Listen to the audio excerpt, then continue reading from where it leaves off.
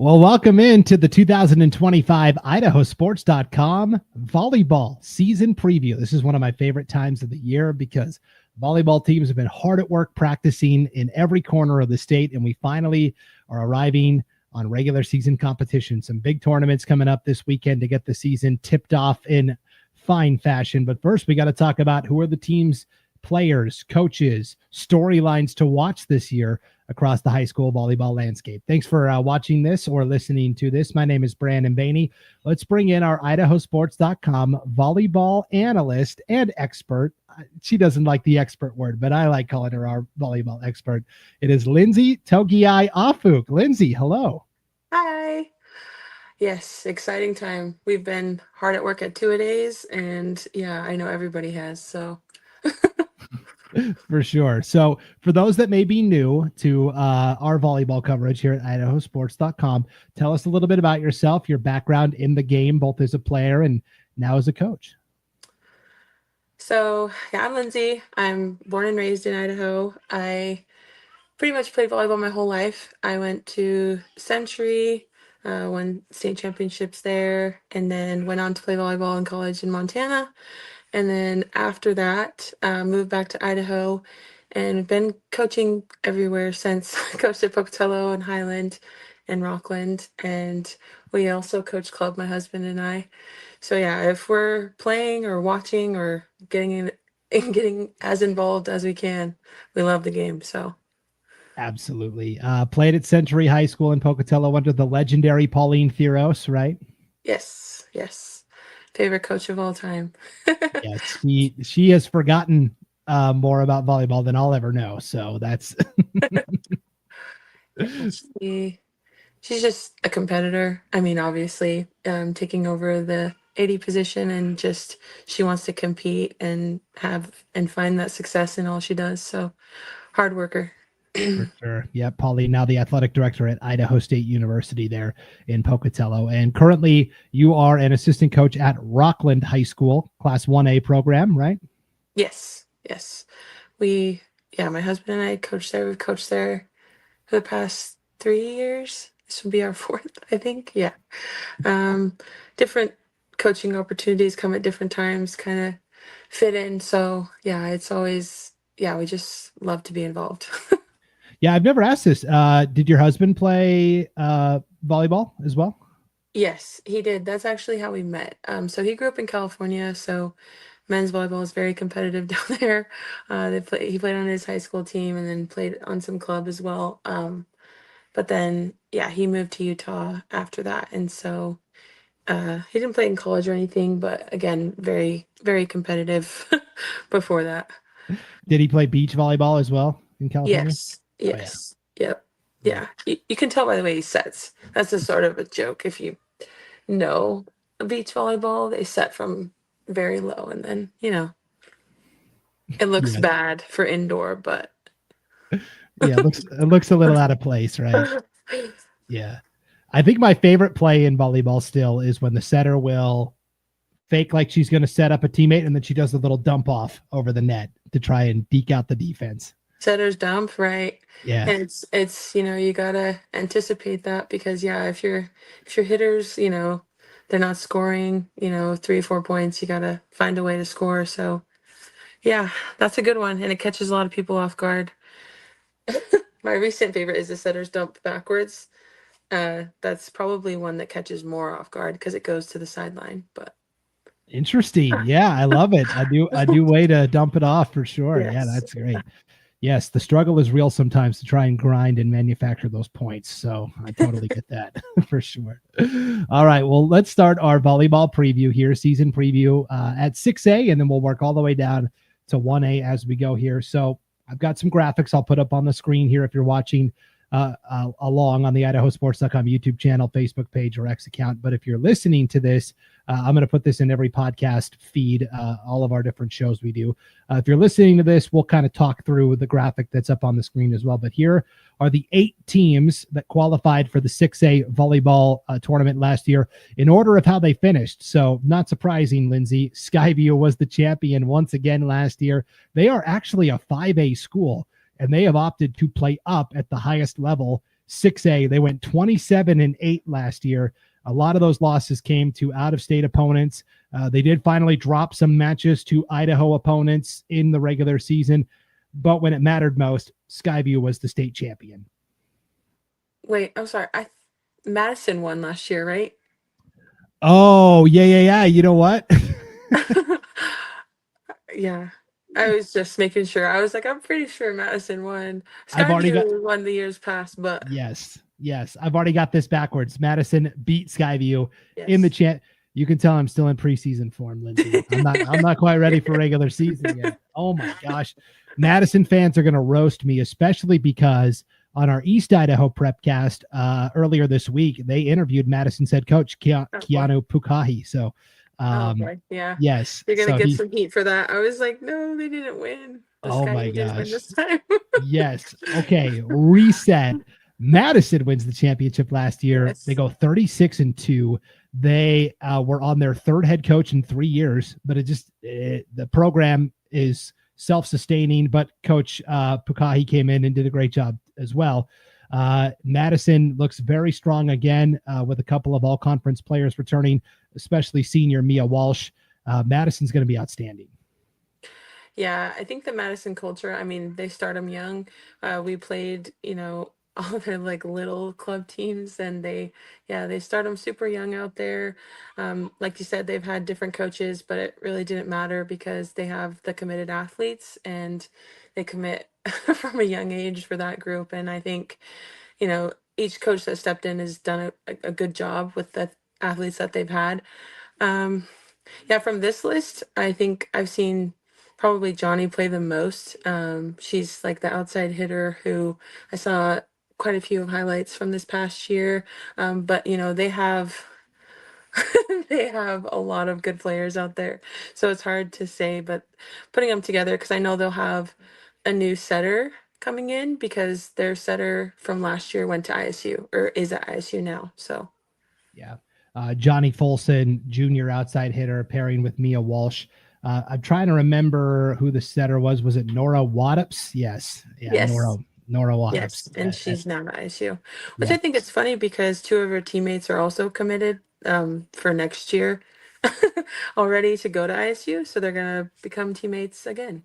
that's awesome. I know they've got a newer coach there at ISU. I think this is going to be his second Yes. or third season, but doing a good job and recognizing the talent that lies in East Idaho. Let's stay in Madison's conference. Rigby also got to state last year. They went 22-14-1. And Rigby brings back three seniors that were named first team all conference: Brindley Bybee, Brookie Hogue, and Maddie Jensen. And so Rigby is a team I know you were really high on in the preseason last year, and you said, watch out for Rigby. They could be a sleeper.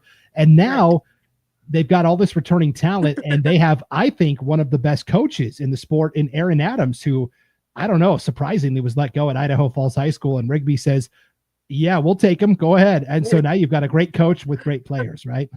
Right. It's a strange thing, right? High school politics and sports. It's very strange. But yes, I agree that Rigby did get a good opportunity with Aaron, and I think those juniors, they've been playing on varsity, those three particularly, since they were younger sophomores and freshmen. So they've built up that experience, and now is their time to use it. It's show your knowledge on the court, show your IQ. And I think Brinley's also committed to Eastern Washington, I believe. That's awesome. Yep.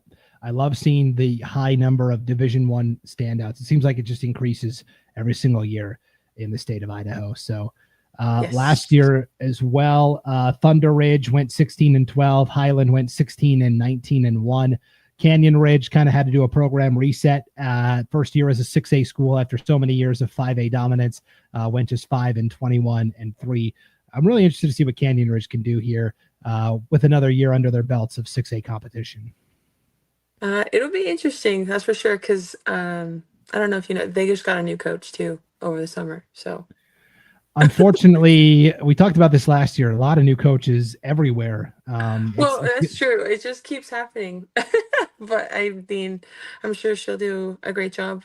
But I remember some other things happening with that team in particular, Cannon Ridge, where some seniors quit mid-season, and it was just a mess. And so this coach stepping in, that's a lot to take on with just unnecessary things happening like that. Yeah, Sarah Johnson, the new coach at Canyon Ridge this year. We'll certainly keep an eye on how she does. Okay, let's go back to our incorrect 6A graphic that I put up here, and let's talk about Skyview. I guess it's old muscle memory. I'm so used to just typing Skyview first that it just was old hat. 27-8, the Hawks get to the championship. They fall to Madison last year. Owyhee was actually the top team in District 3 in the regular season. They went 29-6 overall. They ended up taking third at state last year. And then Centennial, to me, was like a really fun story last year. A team that wasn't on a lot of people's radars, but they had Eliana Tia, who was a great outside hitter for them, really came on strong.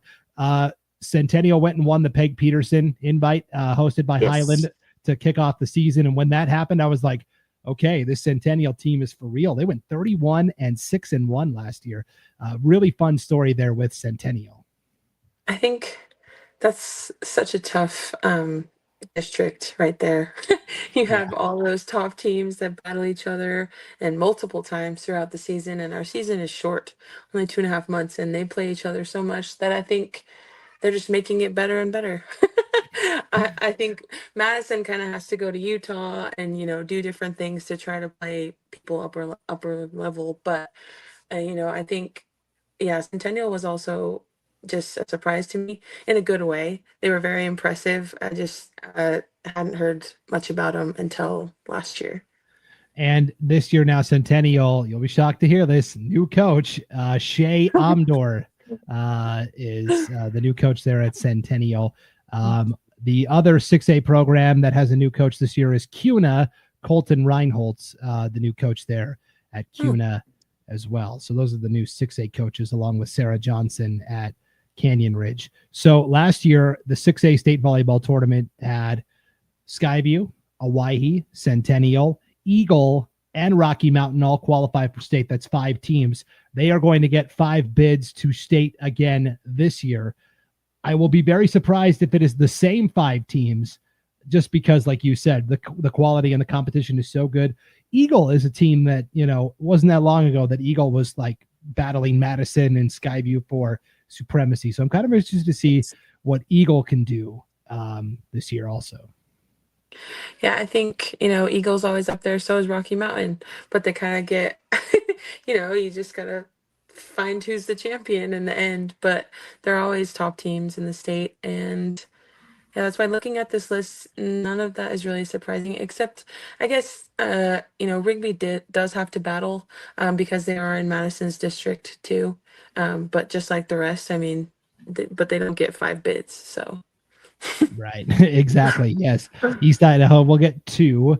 Could be Madison Rigby again. It would be hard for one of those other teams to break through. And then North Idaho will get 1 bid. We'll talk about North Idaho here in just a second. I did want to highlight before we wrap up District 3, Skyview does bring back 2 Division I players in senior Bellamy Buse. She's going to Kentucky.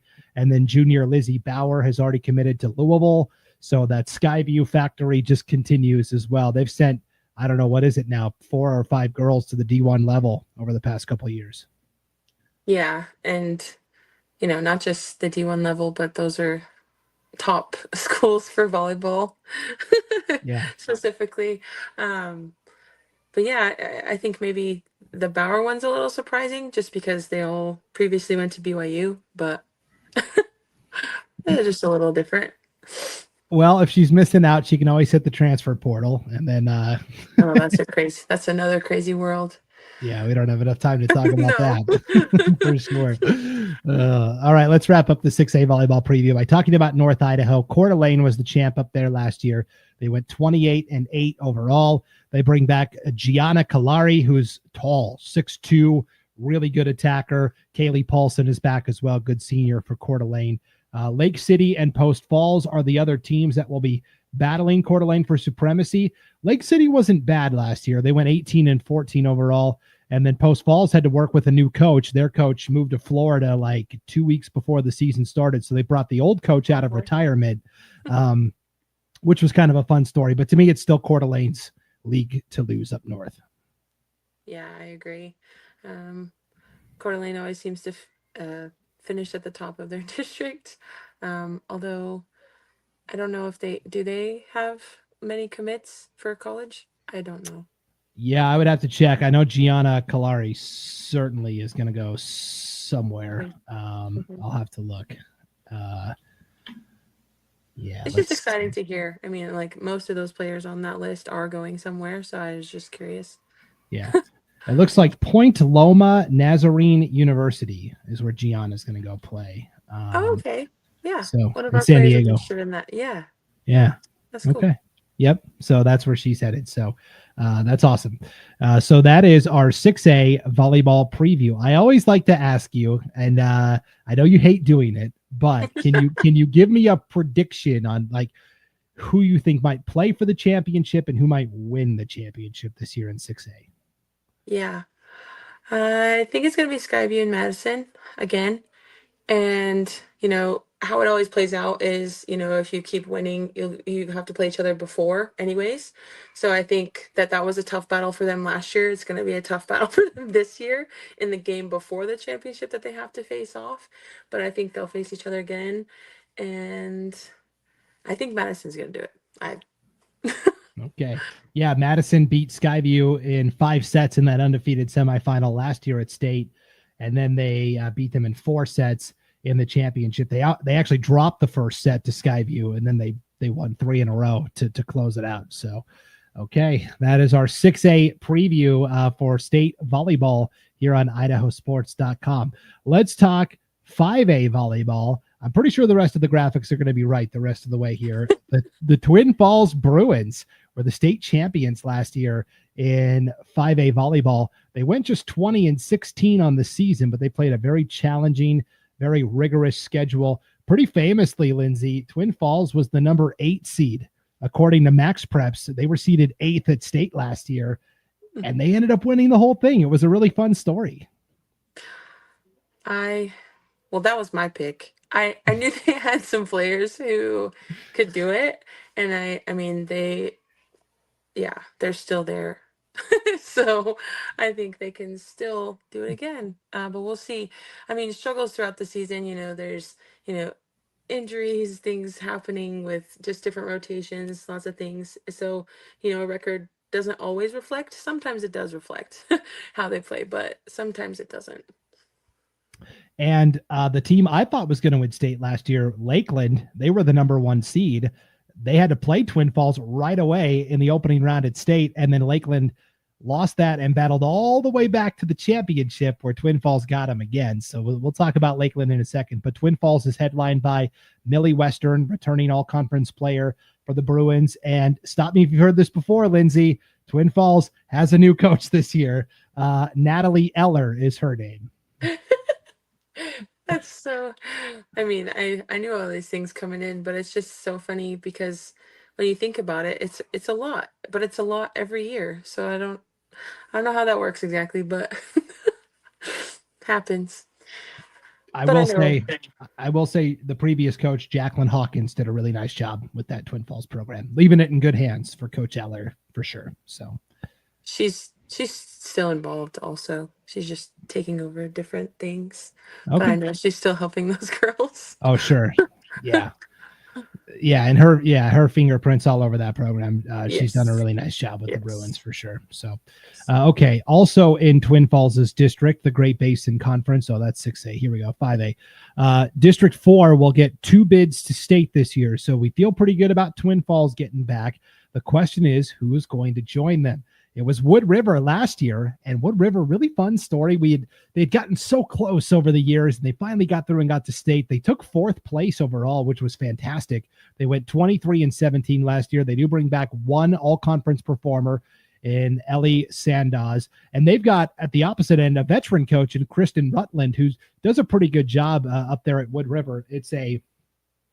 Wood River is a hard place to establish consistency because it's a lot of families that live in other parts of the country, and then they come to Wood River for like the winter, or they come to Wood River recreationally. So it's hard sometimes. Just because a player was on your team last year doesn't always mean they're going to be there this year. So to me, that was impressive that Wood River got to state with kind of the constant people coming in and out of there. Yeah.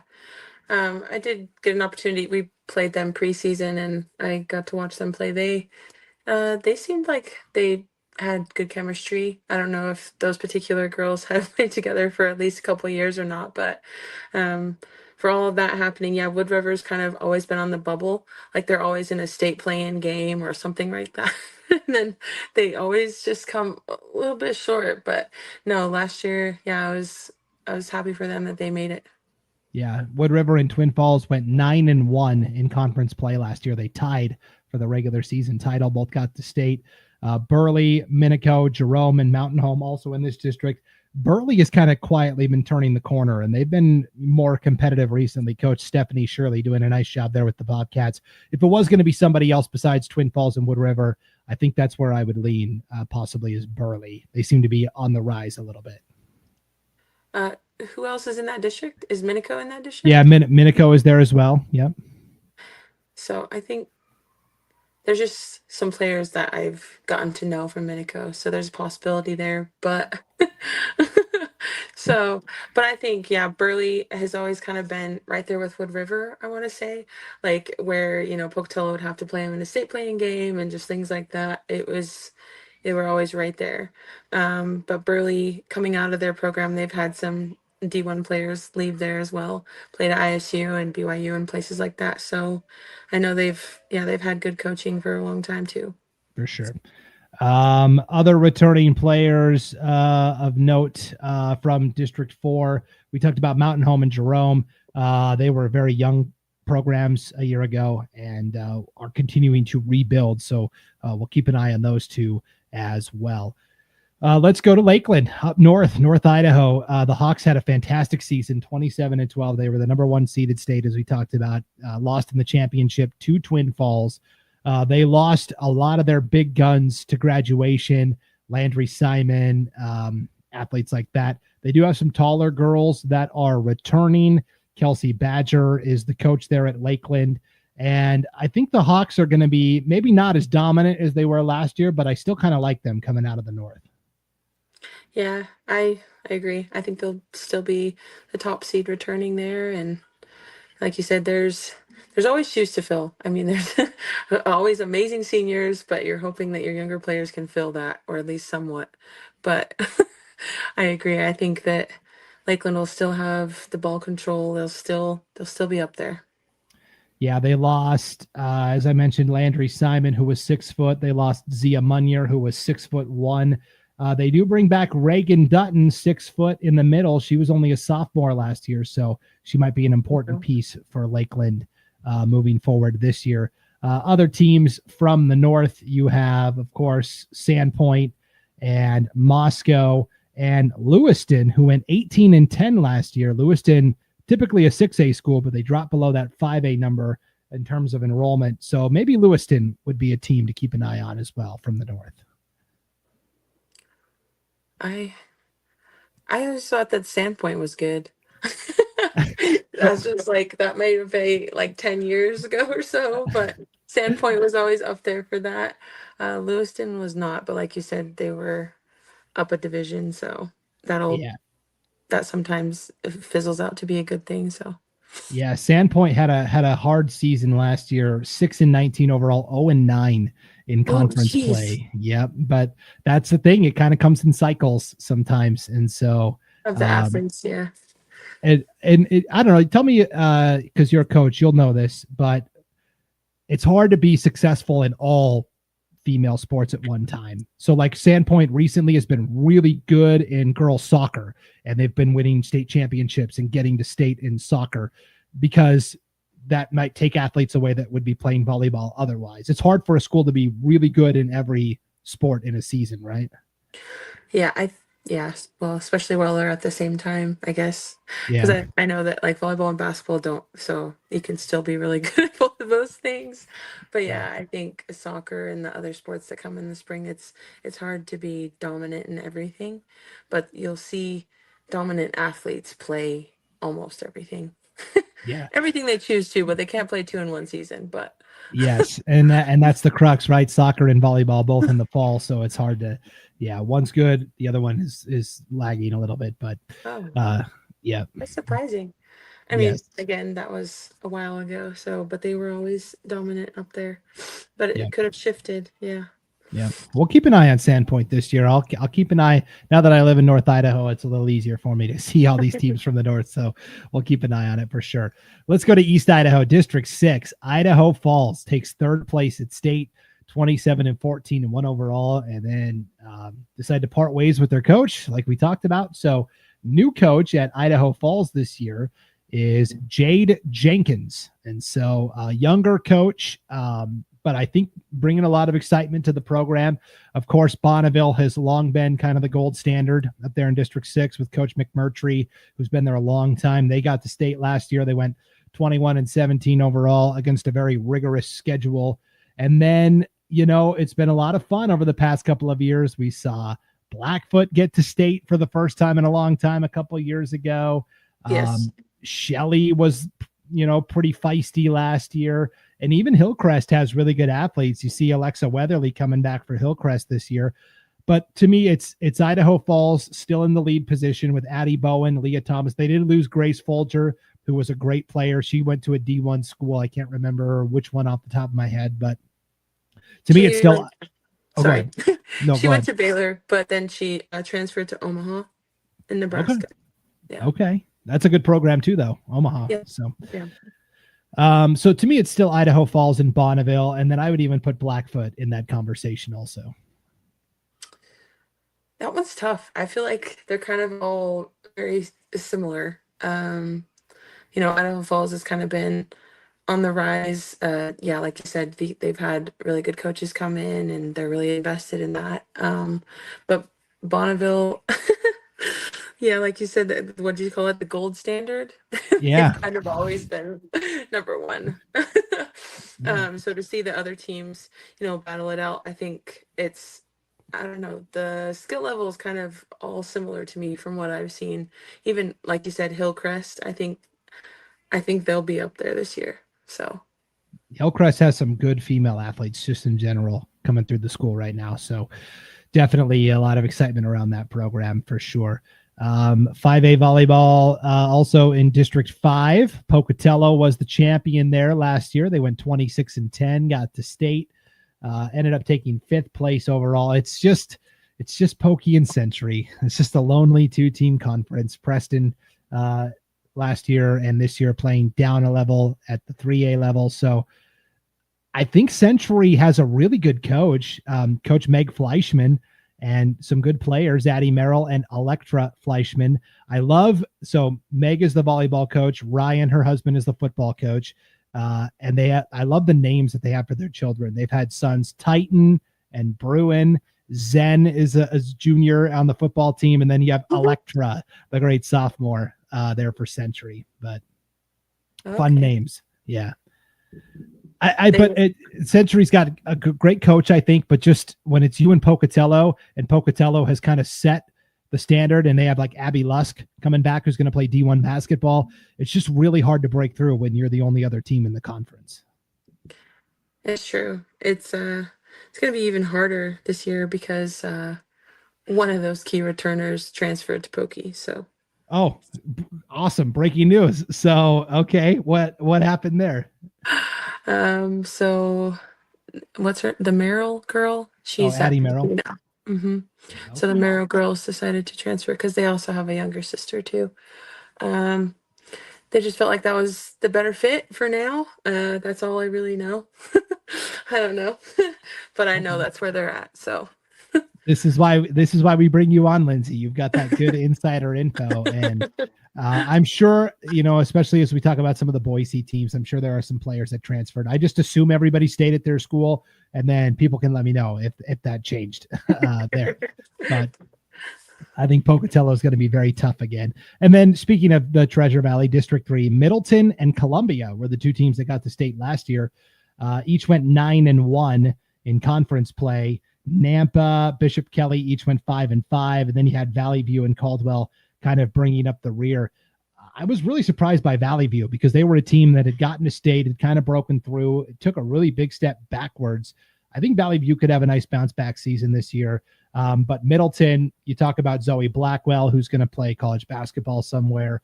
They've got some really good athletes. To me, it's Middleton, and then who knows? Who knows who gets that second spot to state, right? Yeah, I think we said this last year where at the 5A level, it's not so clear. Um, sometimes you can say, oh, yeah, well, they're there. But for the 5A all around, I think they're all very close in competition. It's going to be tight.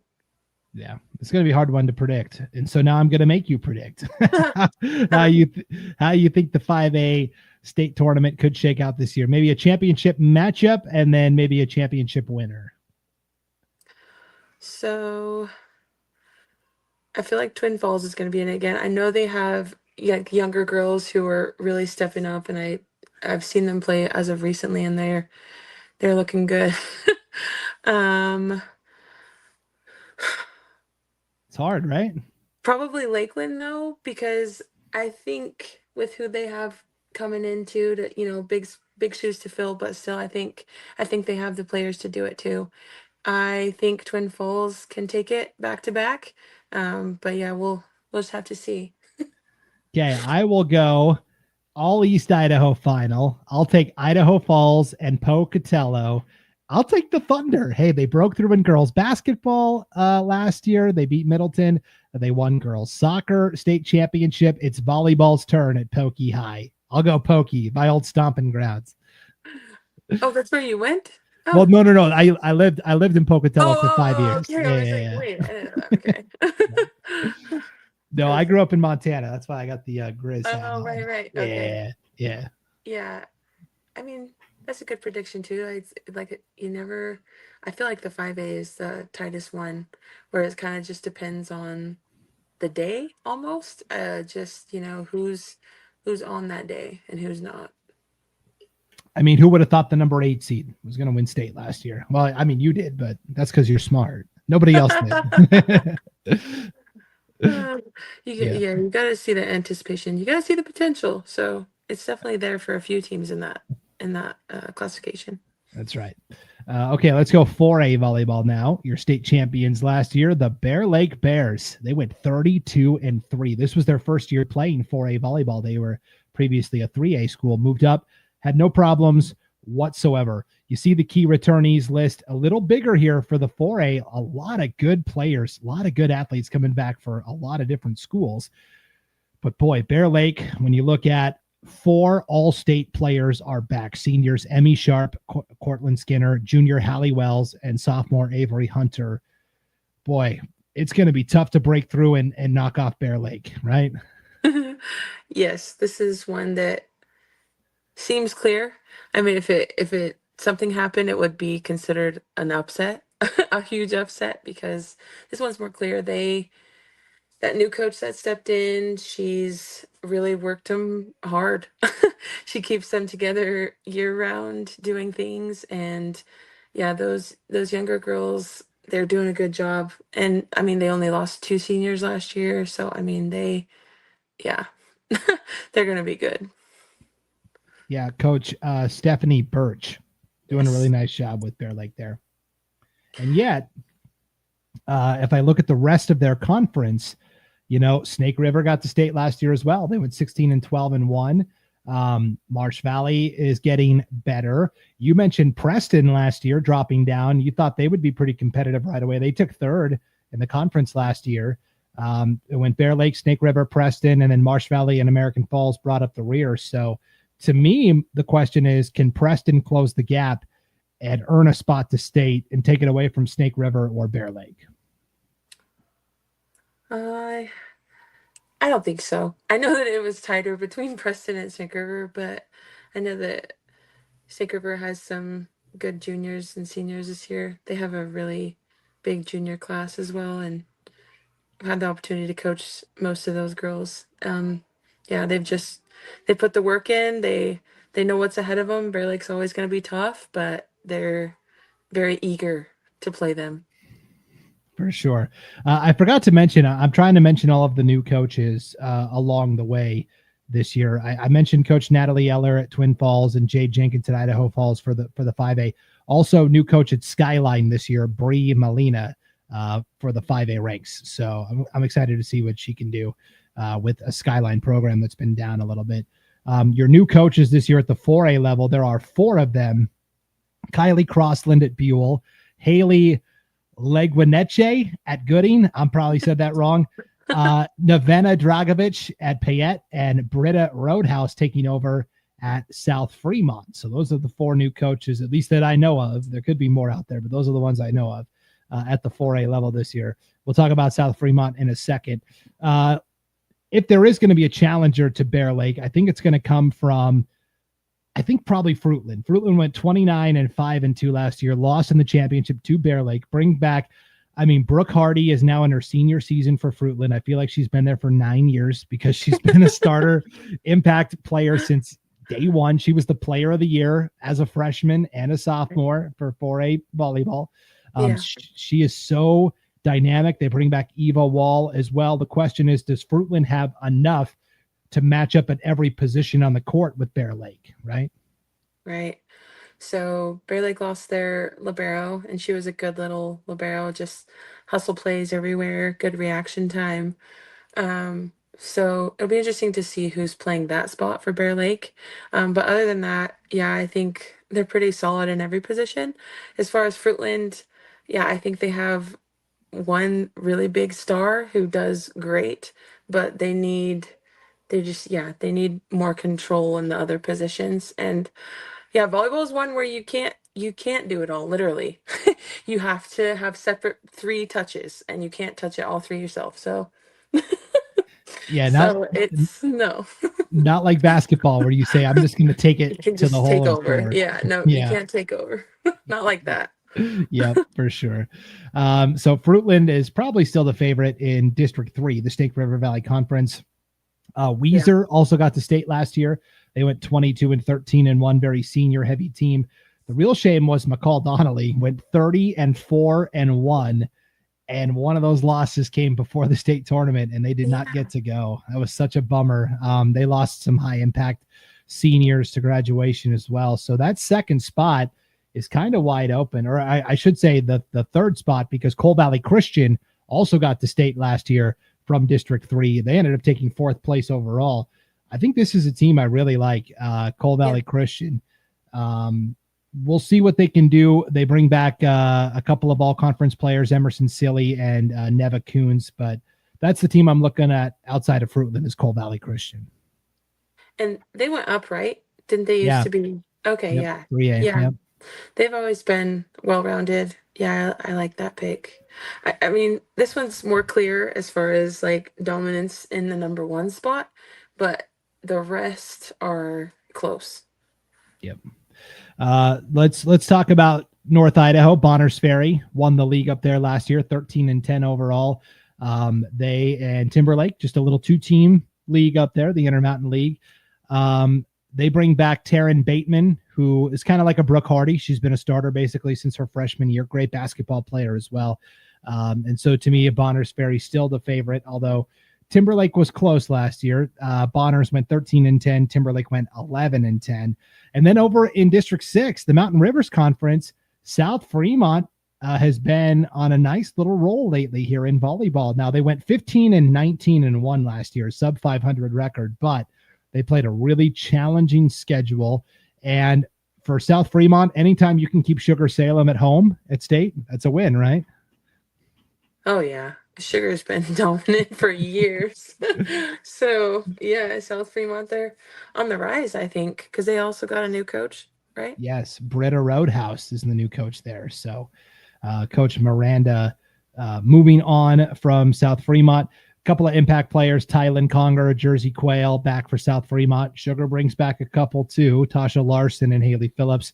Those two are going to continue to battle it out for supremacy over there in District 6. That is for sure. So, okay, let's have a 4A championship matchup and prediction. What do you think, Lynnsie?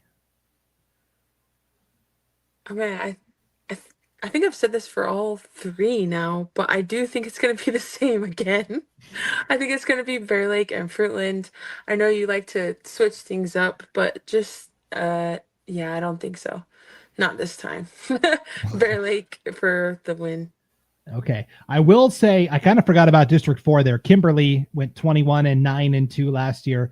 They're definitely the favorites in that league. Again, Filer was very good last year, and Buell is maybe an up and coming team. I think it's going to be Bear Lake, and I'll take Kimberly in the championship this time.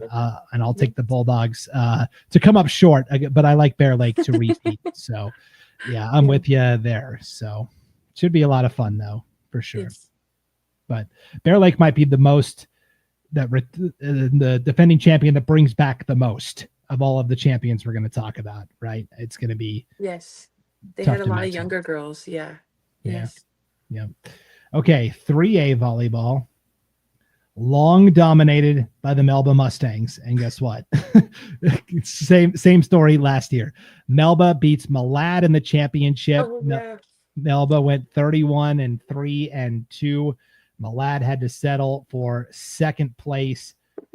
Epic battle. They met in the undefeated semifinal. It went 5 sets. Melba got the win over Malad. Malad had to It's battle rough. back through the losers bracket, and Melba pulled it off in a clean sweep 3-0 to win the title. So let's start with Melba. They always seem to have really tall girls. There's just like a factory down there where they produce these 6-foot hitters. It's impressive. They bring back Allie Dillbeck, Ellie Johnson, and Joelle Kelly. That's a pretty good trio to start around if you're Melba. Yeah. This one's also more clear to me. Melba's been, what are they? Are they triple or is it that fourth last year? Oh, yeah. Let me look. Let me look while you continue to sing their praises. What Okay. makes I what? know. Well, they've always had the consistency, in volleyball you see it like if you can transition from year to year and still like withhold the same, quality and standards of, ball control or hitting or in-system balls. And that's what I think they do really well. It's just they're in system more than they're not, and they don't make many unforced errors. And so if you can keep that in your culture, that's what you're going for.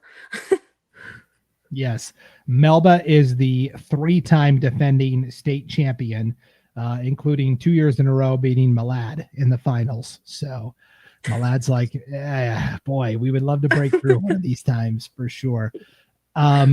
So Melba obviously was the headline story last year, but look at this, Lynnsie, in terms of the top finishers.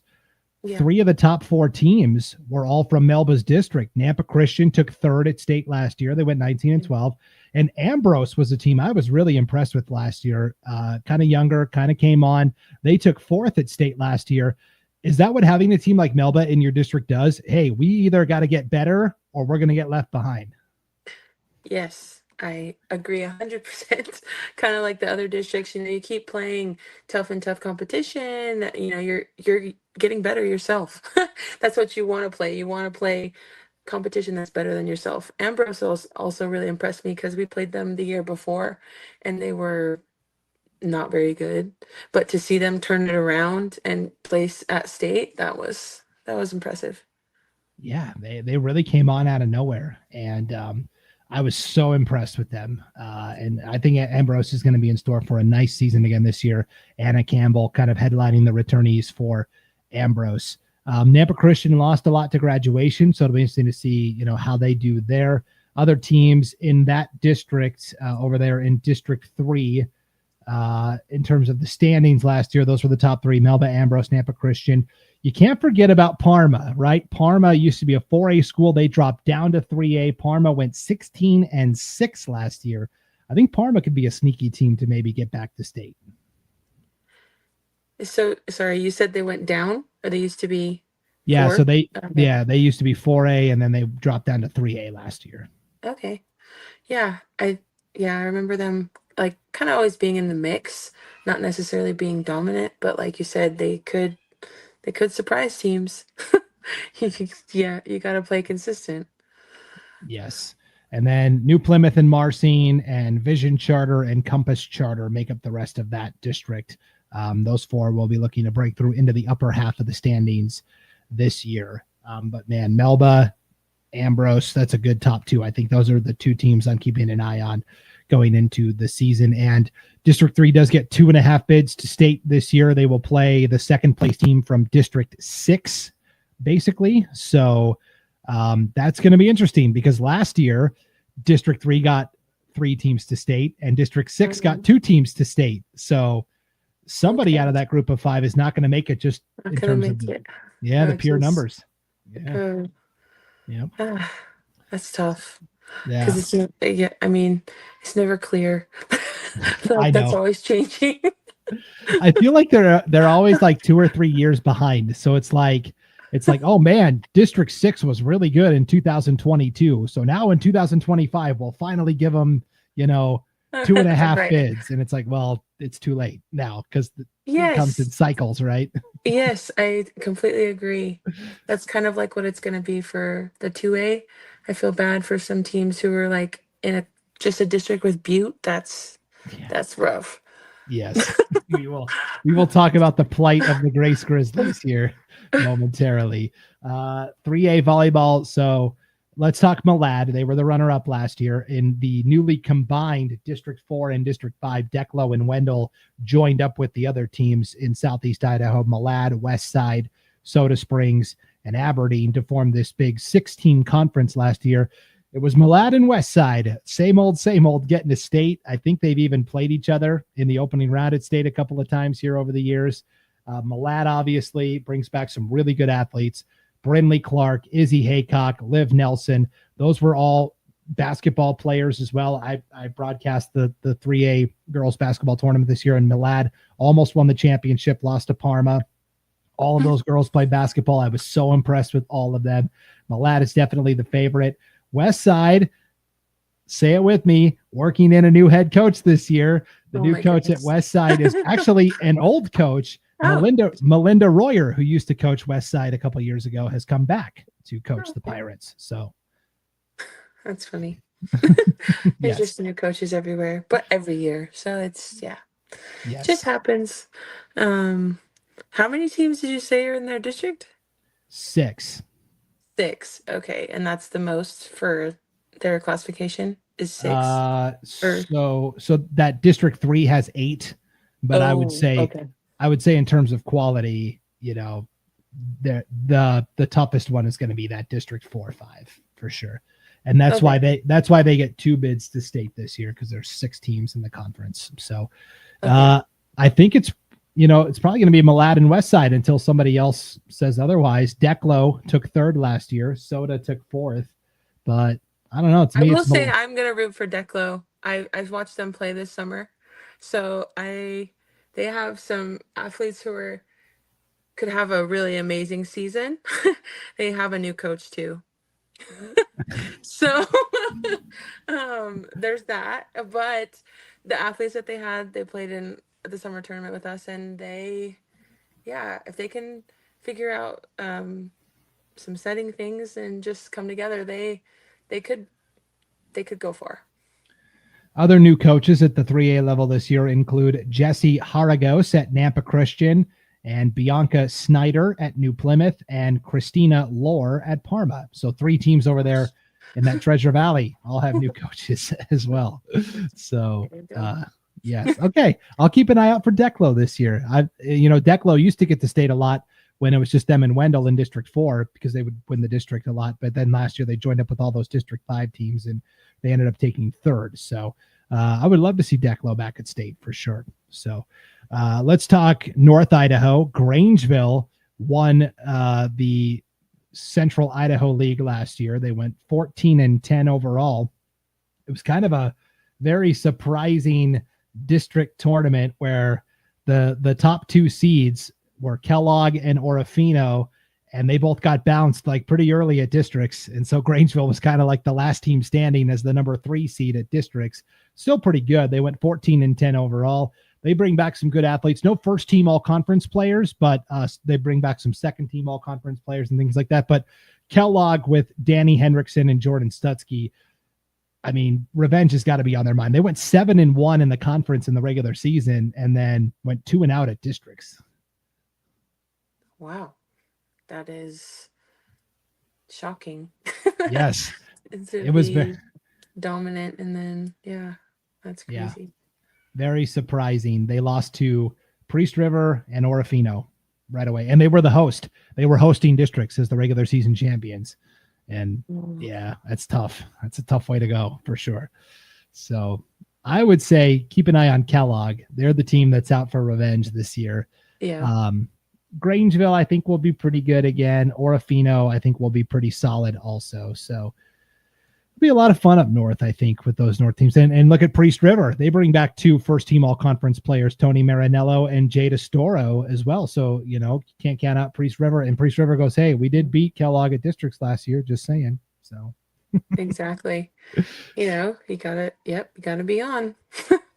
yes, for sure. So yeah, North Idaho could be wild in 3A.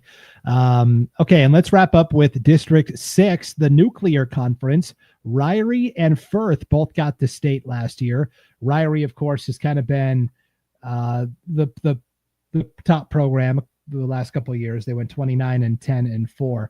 Firth went 13-22 last year, but again, it was against a very tough non-conference schedule.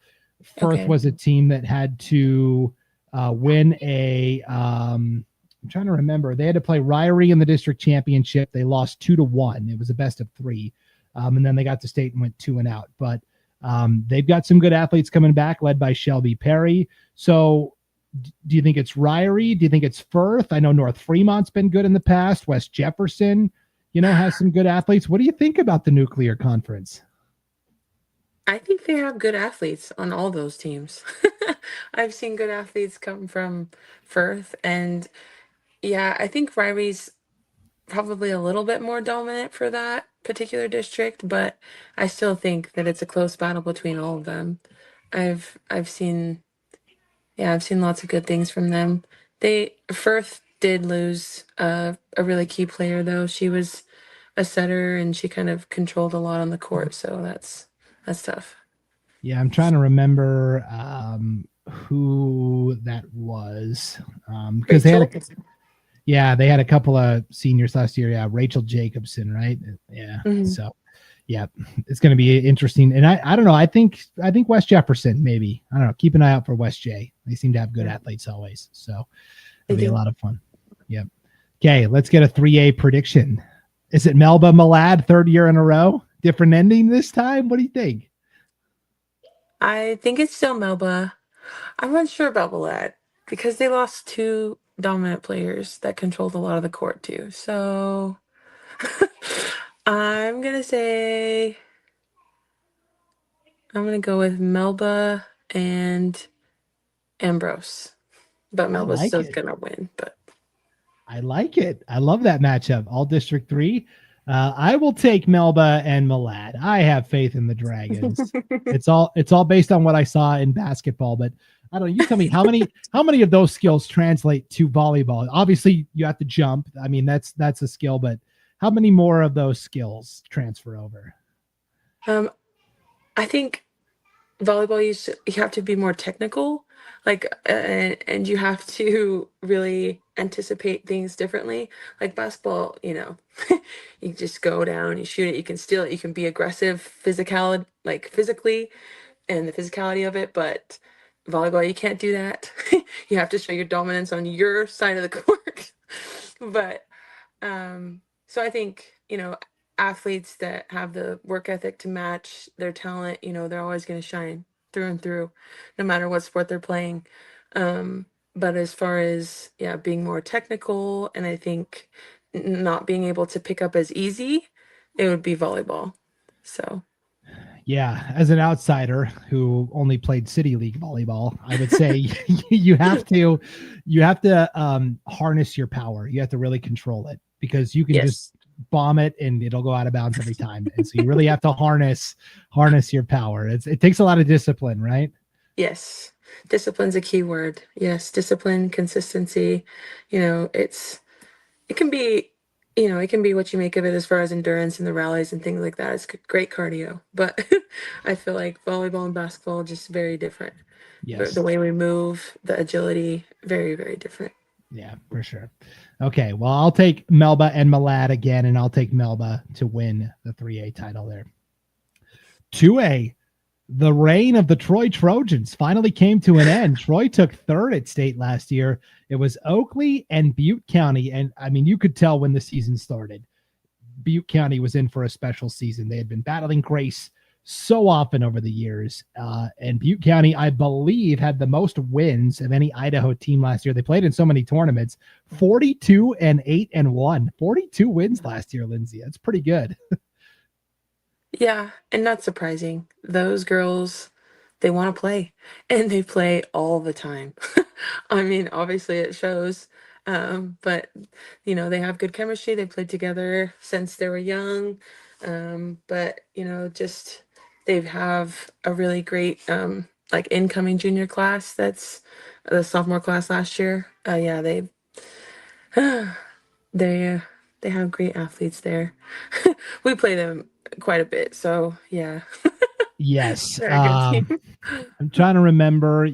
Rockland met up with Butte County at their tournament, right? The I Pink I Can tournament Yeah. in hmm October.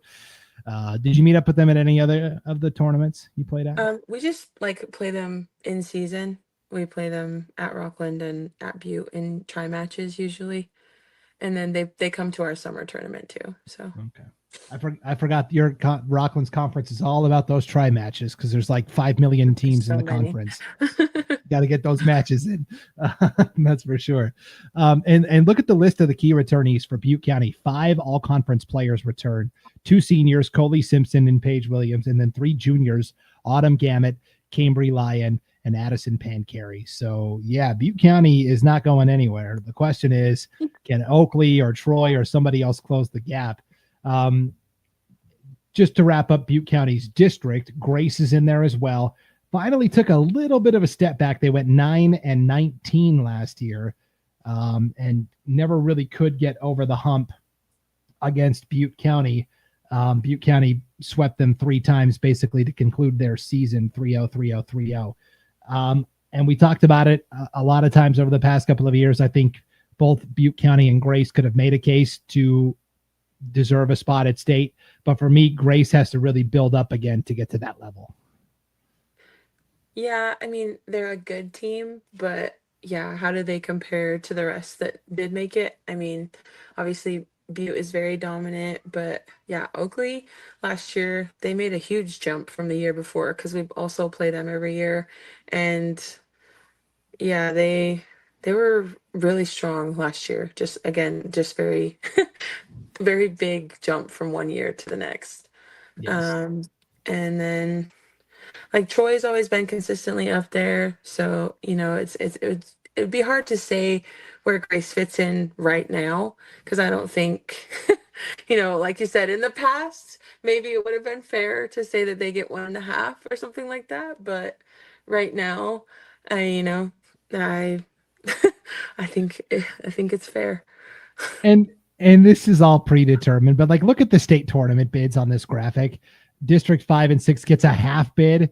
So Butte County's got to go play somebody in a state play-in match. Like it's just like it's That doesn't seem right. I know. And it's like I'm not trying to denigrate or, whoever Right. they're going to play, but it's like this costs schools money. Like I think back to a good example is I think this was 2 years ago or maybe 3 years ago. Rockland had to play Clark Fork in a state play-in match, right? And Rockland Yeah. very clearly was better than a team that had to be in a play-in match. And Clark Fork had to come all the way down to where did you guys play that? Like Fruitland? You guys Yes. met, yeah. Fruitland. And it's just like that's so much money for both school districts. Like, can't we find a common sense way to like determine like, hey, Butte County is probably the defending champs. Probably doesn't need to do a play-in match. Let's get 2 other teams into the play-in match, right? Right. They were, yeah. And the other team that we played, what are they? Are they the mascot the Wampus Cats? That's the Yeah, only the way I one. remember. Yes, Okay. Clark Fork. They're way up in North Idaho. So they Yeah, were upset that they had to drive that far to play us. And I mean, yeah. but we felt the same like it's tough. Yeah. I'm like, yeah, you know, there's I think it is fair though that ours has 2.5. I'm gonna be honest. I think that's very fair for who we have in our district. I know we're not there yet, but in situations like this, I think, you kind of look at like max preps, or should every like district champion be in it, or I'm not sure, because every year is different. So Right. Yeah. No, I'm just saying, like, that's where like maybe having a committee that like could look at the yes, matchups and go like, Butte human County. eyes. Yes. Hey, congrats, Butte County. You just get to go to state. You don't have to do a play-in match. Like, I don't know. It's gonna be really unfortunate for whoever has to play them in the play-in match. It's gonna be basically the third place team from District 3, which we'll get to in a moment. But let's talk about Oakley. Oakley had a new coach last year, Bryn Cranny, who did a fantastic job with that Oakley program. They went 25-14-5. They bring back Livy Burlingay, who's a great basketball player as well. Is Oakley a team you got to see them up close and personal last year, right? Yeah. I mean, we did beat them, but it was a tight match. The year before, that's what they made a huge jump, and kudos to that coach. I think she's doing a great job, great things, and I think their players really are. They're just buying into whatever their program is doing right now. They seem to be working like together better. They just seem to have everything better. Yeah, they went from 11-10 to 25-14-5. There you go. That's See, that pretty matches good. what I said. I was like, I don't remember. They were, yeah. Yeah. They Yep. were figuring things out to being good. Yes. The other like really big team last year in Oakley's district was the Valley Vikings, and I know they were at I think the I Pink I Can tournament over there in Butte, Yes. and they got upset at districts by Hagerman. So Hagerman was actually the team Oh, that got to go to state instead of Valley, and it's the same story this year. District 4 gets 2 bids, so okay. Valley is going to be very motivated to get one of those bids back. They do bring back Sophie Crumreen, but they did lose Lexi Hudig, who was just a stud in everything she did. And to me, Hagerman is actually the team that you see right here. They bring back a pair of sophomore sisters, Addie and Ava Chisholm, who were both all conference last year. So to me, it's going to be tougher for Valley to break through this year. I actually like Oakley and Hagerman quite a bit more this year. Yeah, I think Oakley's still gonna be good. Um, yeah, Hagerman probably still up there. I'm not quite as familiar with them, but No, that's totally fine. I will say Hagerman, new coach this year. oh, Katie Knight, she had been an assistant coach previously. She coaches the boys basketball team at Hagerman. Her son plays basketball. She got them to state last year. And before she decided to get into coaching, she was a referee for volleyball and basketball. And she was even a broadcaster for IdahoSports.com. She did basketball games for us. So she's a woman of many talents. yes, lots of insight. That's good to, the more you see, the more you can figure out and try to apply. So, Yes, for sure. So yeah, to me, Oakley and Hagerman still the two favorites in District 4. If we go to the north, where Troy was at last year, 31-4, they took third place at state. Finally, this kind of big dynastic run is concluding. They do have Tessa Stoner still, who's a good 6-foot athlete. They still have, I think, one of the best coaches in the sport in Deb Blazard, who's coached at Troy for a really long time. We'll see what kind of reloading Troy can do, because they've had to really instead of reloading, this is now maybe rebuilding a little bit, and some younger players are going to have to step up. yeah, but like you said, it kind of just depends, because that coach, she's been working with that program for a long time. So, if they if they started that particular group young, it kind of, yeah, it always cycles through. Yep. Prairie was the other team that made it from the north last year, the Prairie Pirates from Cottonwood. They went 18-12 in the regular season. They took third place in the regular season standings, but they were able to best Potlatch at districts. And so Potlatch has been kind of the other team from North Idaho we think about over the years. It's been at state and been kind of competitive. Yeah. I think, yeah, they've always made it to state, just, yeah, not quite to the championship, but they've always made it to state. So that's Yeah. surprising. Yep. They took second last year in the regular season, did not get to state. New coach this year, Libby Carpenter. So Oh we'll gosh. see it. Yeah. We'll see how Potlatch does Oh, there. quick question. Yes. Is Murtaugh in that district? The one with Oakley? Or Yes. Let me go back to our graphic. So yes, in that district, it is Oakley, Valley, Hagerman, Murtaugh, and then kind of the bottom tier I would say is like Shoshone, Raft River, Glens Ferry, Sun Valley Community School, Lighthouse Christian. okay. What do you think about Murtaugh? They do bring back Bristol Perkins, and they've They been good did, the past couple of years. yeah.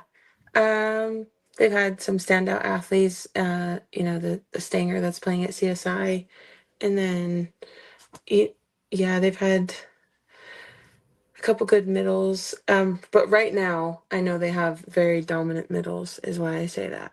They kind of match up well with Oakley because of the one dominant middle they have as well. And so, yeah, that'll be a good one.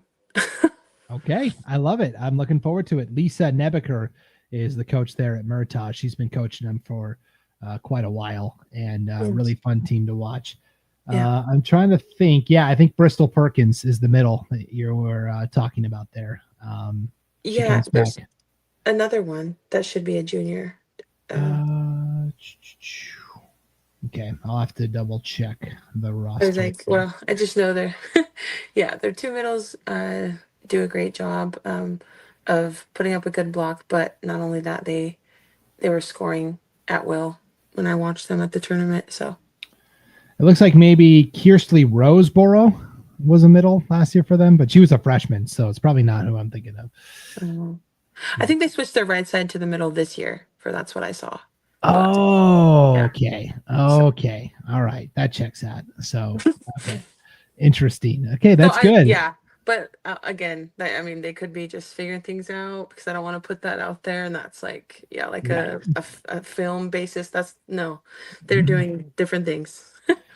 That's what the summer's about, right? And so, Yes. and sometimes you just don't have certain people available, so you kind of have to put them True. in positions they're not used True. to. So, okay, I'll keep an eye on Murtaugh though too. I like it. North Idaho, Potlatch, I think will be pretty good again this year, even with the new coach. Prairie lost a lot to graduation. I think it might be tough for them. Another team I would keep an eye on from North Idaho is Togiai. Togiai went 15-12 last year, 9-5 in the conference, and they have, I think, the best athlete in the conference. Great basketball player, Emma Krogh, can really fill it up in basketball. Great volleyball player, and so she's kind of the best overall athlete. So I would say maybe keep an eye on Togiai up north as well, also. So I'm trying to see if Emma Krogh has committed anywhere for college. She's got lots of options. She's a 5'10" hitter, and she can be a play setter also. So For volleyball or basketball? volleyball. Oh, okay. Yep. So she could play volleyball or basketball in college. She's got options. So that's a nice thing to have, right? Good. Yes. Yeah, for sure. Okay, let's wrap up with District 1 up north. Genesis Prep got to state for the first time in school history last year. They went 15-10. I was doing the announcing for their district championship, and the place erupted when they finally clinched and got to go to state. It was awesome. It was almost all seniors, and so it's going to be it's going to be really hard for them to repeat. I actually like Lakeside quite a bit here. Lakeside went 8-8 last year. They played Genesis Prep in the district championship. Tyla Lambert was actually the MVP of the conference last year. And so to me, Lakeside is the team to watch up north. But really fun story for Genesis Prep. You know, it's always fun when a school gets to state for the first time, right? Yeah, or for the first time in like 30 years or so.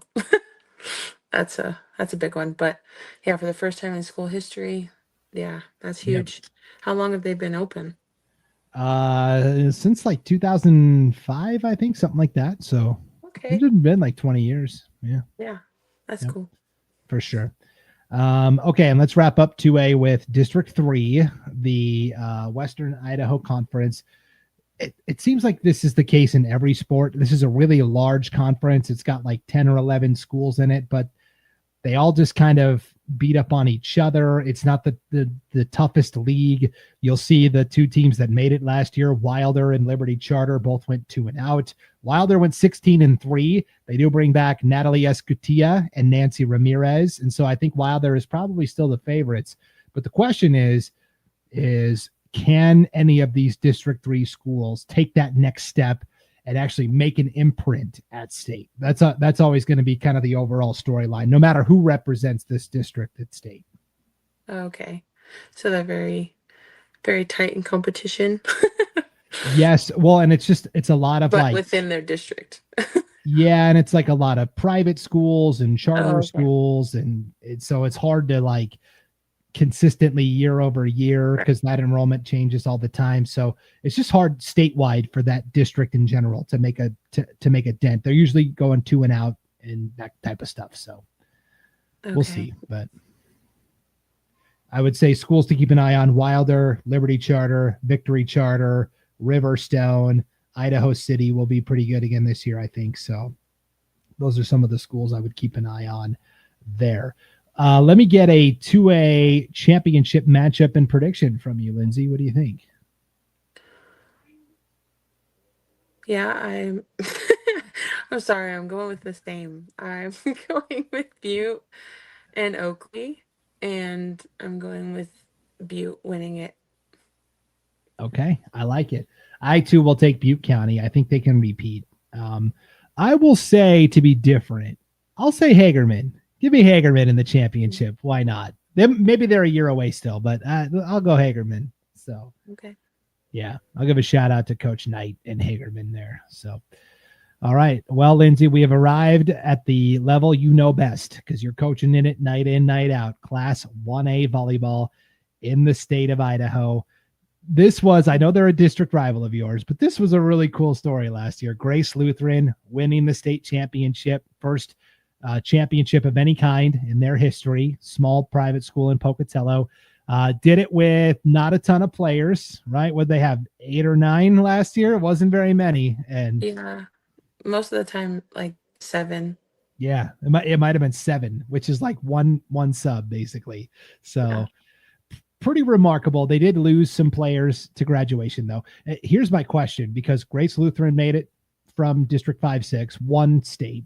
Rockland, of course, made it. You guys ended up taking third, 26-7 overall. Mackey made it to state as well, and they went 22-9. And really, those three programs, Rockland, Grace Lutheran, Mackey, have all been really good over the past couple of years. Ledor is always really feisty and competitive. Chalice dropped down, and they were a pretty tough opponent last year. But all of the first team all conference players graduated, Lynnsie. Nobody comes back that made the first team all conference list. So who is the team to beat in this district? I know there's a lot of second team and third team all conference players coming back, but to me, this thing is pretty wide open again. Yeah, so I think you can never like count out Horseshoe Bend. Obviously, they've got a good thing going up there. They have good coaching. They really focus on volleyball too, girl. So, don't ever count them out. I think that Mackey is still going to be a solid program. Um, I had thought that Chalice would be up there with us, but I've seen that some players moved and transferred and things like that. So that one I'm not sure. That can be tough. Um, but I know that I mean our girls have been working hard, so you know, just gotta continue that and see. We'll see where we're at. But I think, last year was kind of just a constant thing of like, you know, we beat Grace Lutheran and then, they beat us and then Mackie beats them, and like we beat Mackie. It's just a constant cycle. And then we all make it to state, which again I think is fair because I think we were deserving of that. The three teams that made it. Yeah. Um, but yeah, I'm not sure about Grace Lutheran because, like you said, they're a private school, and so who they'd be bringing in would be like freshmen because their seniors, yeah, were very dominant. So, Yeah. but I mean, so were ours. If you were to look at our roster, so Yeah, I mean, like I said, everybody from the first team, all conference team, graduated, and that was Mackie, Ledor, Grace Lutheran, Rockland athletes all over. Grace Lutheran lost Kirsten Kraus, Samantha Moretti, who were both really good. Lily Perry as well. Rockland, the losses: Callan Perman, Alexa Perman, Sydney Freeman, Autumn Farr, and those were like multi-year varsity contributors. I would say if I had to pick one player to highlight that comes back for each of those teams, and you tell me if I'm off here, I would say for Grace Lutheran, like maybe Malia Iverson. She was a sophomore last year. She played quite a bit, obviously. They had several sophomores that had to play. For Rockland, I would say probably Harmony Boyer, right? Libero coming back. so I mean we Or have not, maybe. Harmony and Trin. Trin's our setter. She's been our setter for the past couple of years. So I mean, you can't do it without a consistent setter. So yeah, I would say those two, and then our other seniors, Madison, and she just plays defensive specialist as well. Those three for us for sure. Yeah. I always forgot the setter is the position you're always looking at because without a good setter, you're not going to get very far. I mean, I guess it depends on who you're talking to because I have a very like passing mindset because I played libero in college too. So it's like I I know we have to be good at passing, but then in addition to that, we also have to have a really good setter. Right. Yeah. Well, that East Idaho conference is going to be so difficult again this year. And I can't wait to see all of you just beat up on each other and then get to state and then continue to excel. So you mentioned Horseshoe Bend. They took second last year. And they had been I think the 3-time reigning state champs before Grace Lutheran finally dispatched them. Sharsti Moore is the coach there. She does a great job with these athletes. Yeah. They did lose 3 seniors to graduation, and they only had like 7 or 8 players on their team last year, but it was all sophomores and freshmen besides those seniors, including Malia Goff, a returning all-conference performer. But this is a really tough conference too because Council made it to state and they went 17-10-1. Paula Tucker is their coach, and she gets the absolute most out of her players. And then Tri-Valley has been really good the past couple of years. And even Garden Valley last year was 15-10-1. So really, there's like 4 teams over in District 3 that are all, it's kind of like East Idaho. They're all kind of beating up on each other.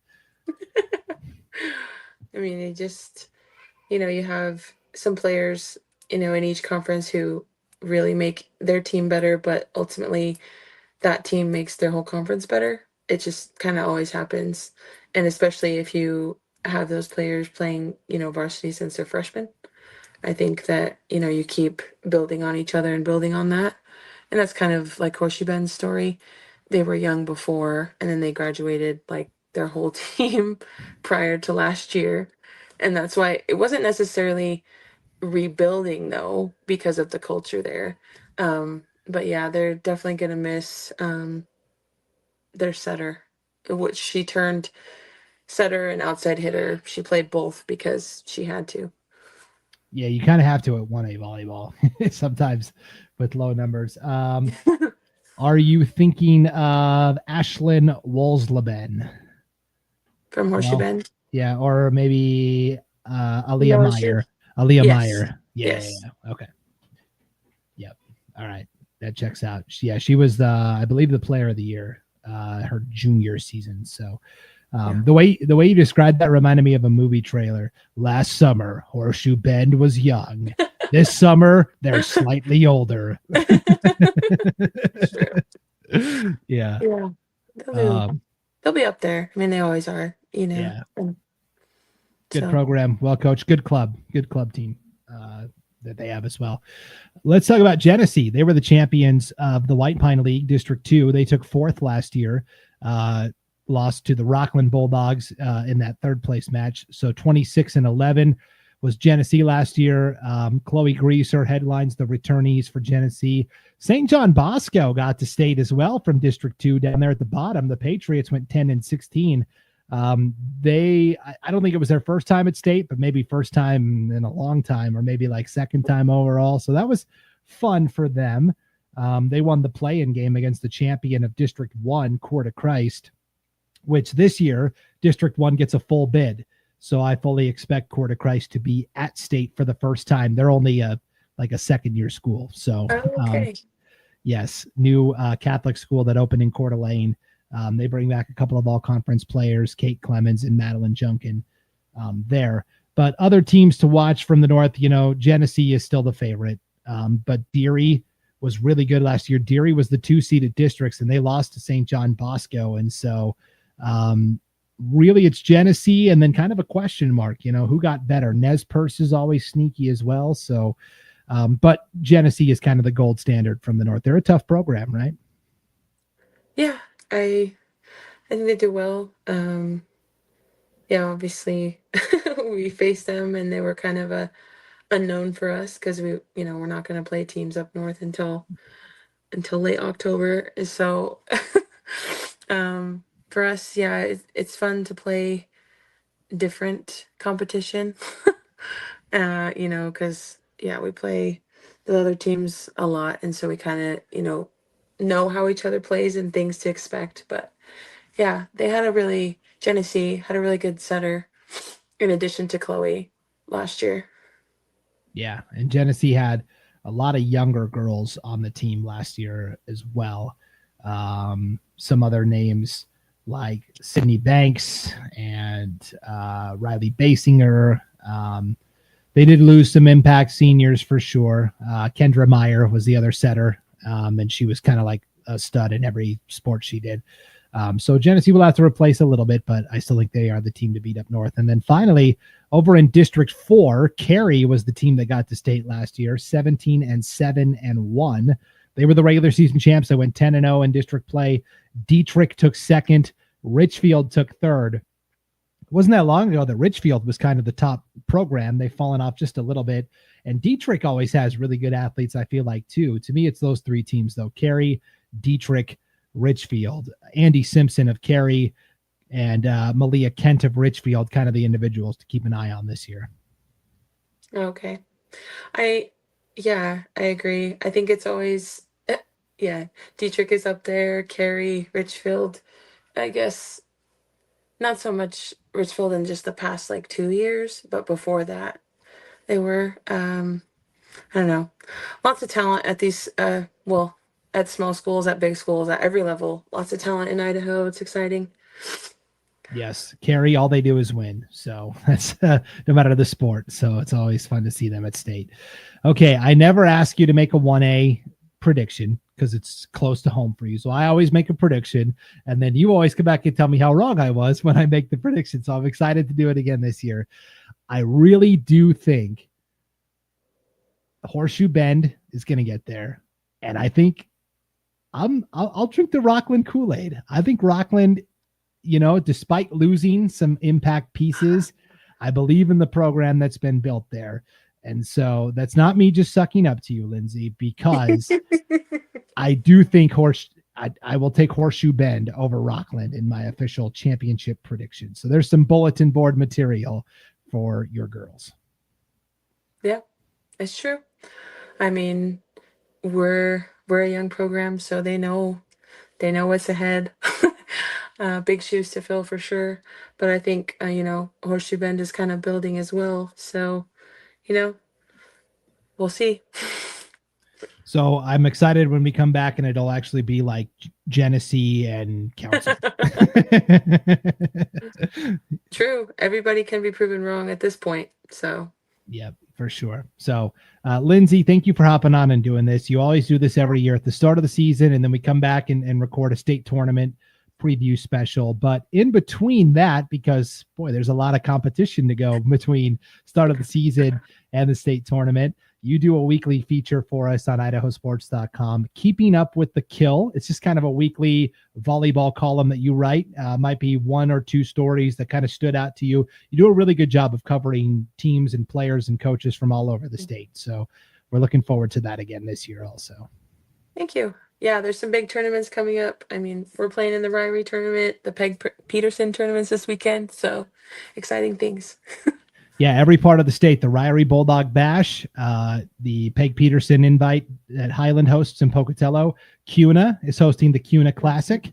And then up north, Lewiston is hosting the Judy Fong Invitational as well. So, yeah, good opening weekend of competition for sure. So we can't wait. Lynnsie, as always, thank you for taking some time out of your very busy schedule to talk volleyball with us. We appreciate it. Of course. Thank you. All right. Good luck to all of the teams and coaches and players out there that will be competing this year. And for Lynnsie, Togiai, Ah-Fook, I'm Brandon Baney. Thanks for tuning into our 2025 volleyball season preview on IdahoSports.com.